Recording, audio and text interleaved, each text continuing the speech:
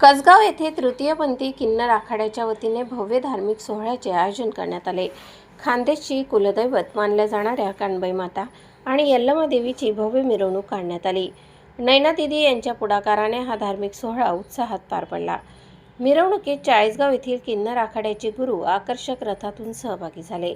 चाळीसगावसह परिसरातील किन्नर बांधव मोठ्या संख्येने या सोहळ्यात सहभागी झाले होते। देवीच्या मिरवणुकीमुळे संपूर्ण कसगाव भक्तिमय वातावरणाने भारावून गेले।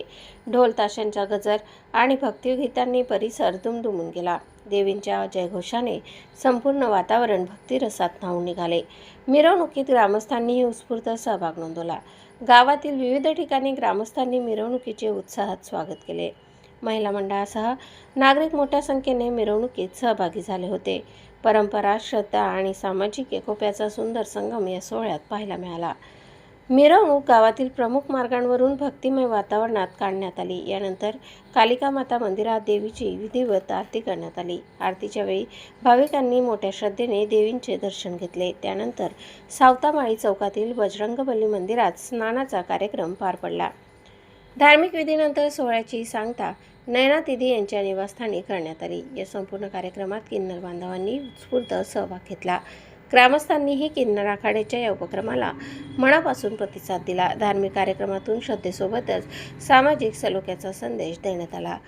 गावकऱ्यांच्या सहभागामुळे सोहळ्याला आणखी भव्य स्वरूप प्राप्त झाले। संपूर्ण मिरवणुकीदरम्यान उत्साह आणि भक्तीचे वातावरण पाहायला मिळाले। कानबाई माता आणि यल्लमा देवीच्या जयघोषाने परिसर दुमदुमून गेला। किन्नर समाज आणि ग्रामस्थ यांच्यातील आपुलकी या कार्यक्रमातून अधोरेखित झाली। सोहळ्याला पत्रकार बांधवांचीही उपस्थिती होती। ग्रामस्थ, महिला मंडळ आणि किन्नर बांधवांनी कार्यक्रमाची शोभा वाढवली।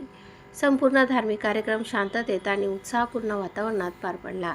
कसगावच्या धार्मिक आणि सांस्कृतिक परंपरेत या सोहळ्याने विशेष रंग भरला। श्रद्धा, परंपरा आणि सामाजिक एकतेचा संदेश देत कार्यक्रमाची उत्साहात सांगता झाली। कसगावातील या भव्य सोहळ्याची परिसरात चांगली चर्चा रंगली आहे। प्रतिनिधी प्रणव शिंदेसह स्वराज्य न्यूज, भडगाव।